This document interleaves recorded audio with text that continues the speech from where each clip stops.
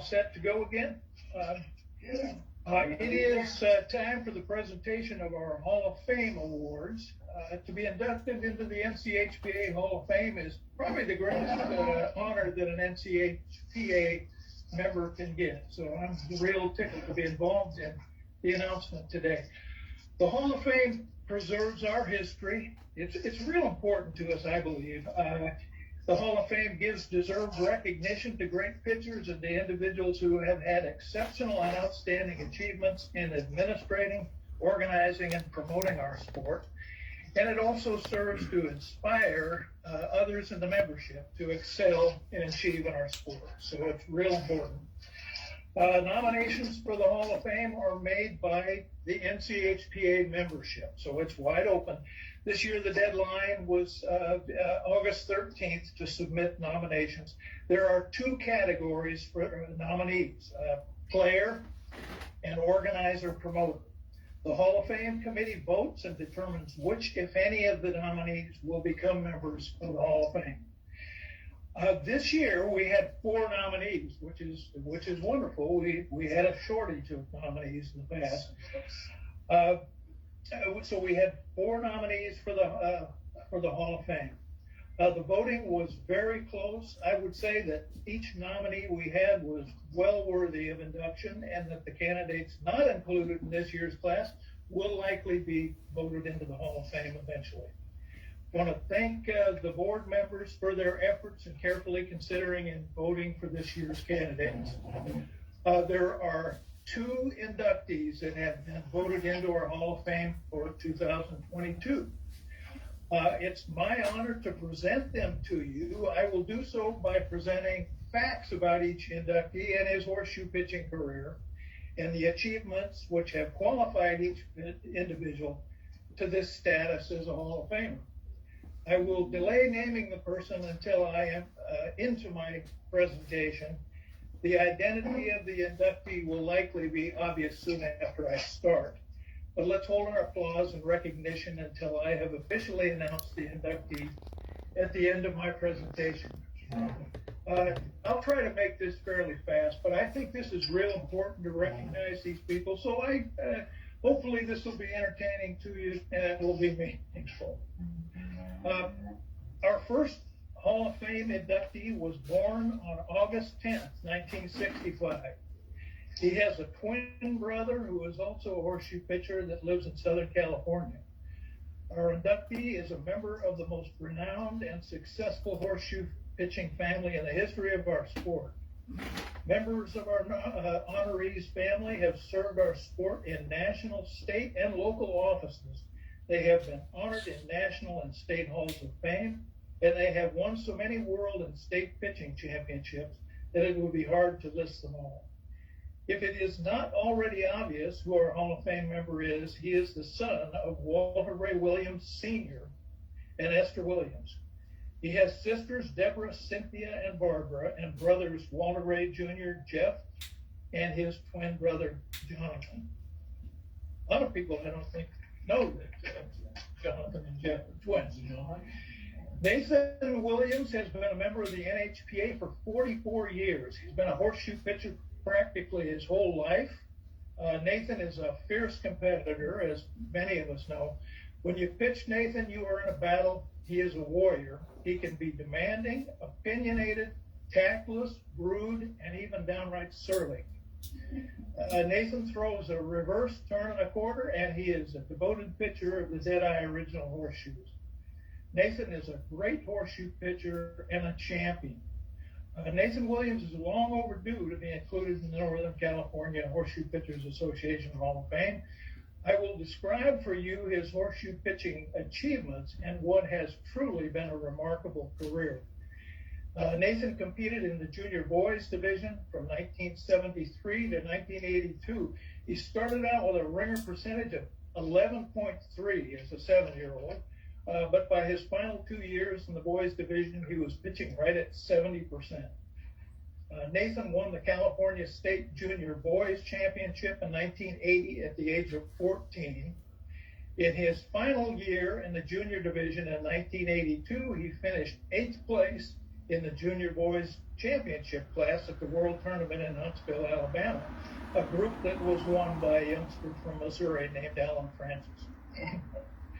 Moving from the junior ranks to the men's division, from the 30-foot pitching distance to the full 40-foot regulation distance is a well-known challenge for even the best of junior pitchers. Nathan handled the transition to the men's division remarkably well, averaging 60% in class competition in the world tournaments from 1983 to 86.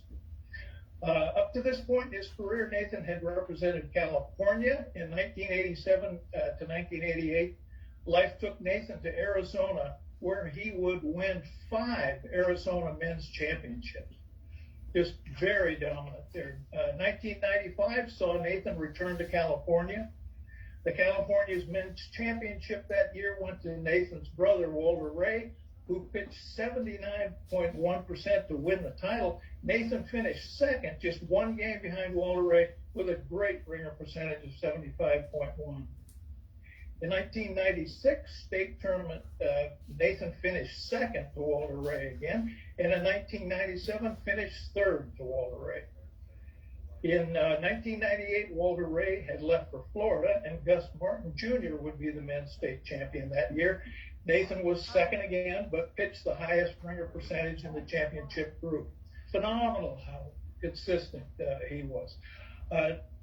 Let's see, 1999 was the year that Nathan broke through to win his first California men's championship. In second place was the great Jesse Gonzalez. In 2001, Nathan went undefeated to win his second state title. Jesse Gonzalez again was second. In 2004, Nathan was back on top of the California Men's Horseshoe World for a third time with a perfect 11-0 record. In 2006 at Bakersfield, Nathan won his 4th California men's title with only 1 loss. Remarkable on that streak. Nathan has made 4 appearances in the men's championship group at the World Tournament. In 1988 at Pleasanton, California, he finished 13th place, and that's 13th place in the world, with wins over 23-time Kansas State champion Merlin Potts, who many of you may have read just died here within the last month, beat Jesse Gonzalez, beat 3-time world champion Dale Lefoski of Minnesota, and beat Kevin Cohn of Iowa, who would be the world champion in 1992.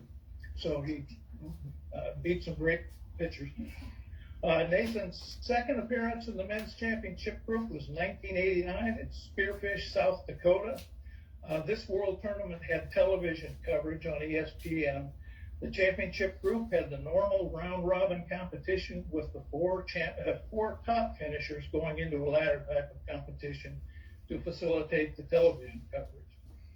Nathan finished 4th place in the tournament, losing to his brother Walter Ray in the opening game of the ladder finish. 4th in the world was quite an accomplishment.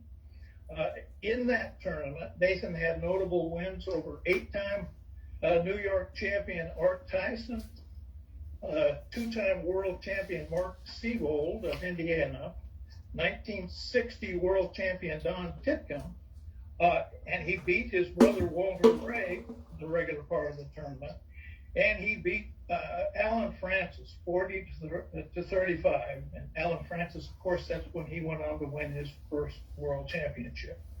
So that's pretty amazing. We have a little water there, John. Yeah. Well, maybe I'm boring you folks to hear. No, I got it live. But I think all of us need to know some of these wonderful things. In 1990 at Stone Mountain, Georgia, Nathan was in the championship group for a 3rd time. That year he finished 20th place. One of Nathan's best performances of the tournament was in a game he lost. Nathan pitched 80.2% against Jim Nicely of Ohio, the eventual tournament winner, and it took Nicely 86 shoes to beat Nathan. In only one other game did Nicely need more than 86 shoes to beat his opponent. He used 88 shoes to beat Mark Seabold. In contrast, Nicely only needed 84 shoes to beat Alan Francis and 76 shoes to beat Walter Ray. So, I put that out as maybe it sounds kind of detail-oriented, but This comparison shows what a competitor Nathan is and how he rose to the occasion in the face of a challenge such as this three-time world champion. Nathan was in his fourth championship group when the world tournament was in Bakersfield in 2005. Nathan finished in 10th place. This was Nathan's second top 10 finish in the world tournament. And that's a huge consideration. That top 10 something is always a big deal for consideration in even the National Hall of Fame. So Nathan did that twice.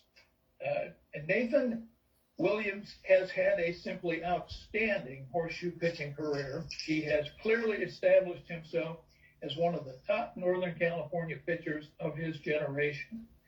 Nathan will join his father, mother, and two brothers, Walter Ray and Jeff, as members of the Northern California Horseshoe Pitching Hall of Fame. It is an honor that is well-deserved and long overdue. It's my honor to announce Nathan Williams of the Lincoln McBean Club as a member in the player category of the NCHPA Hall of Fame class of 2022. Congratulations.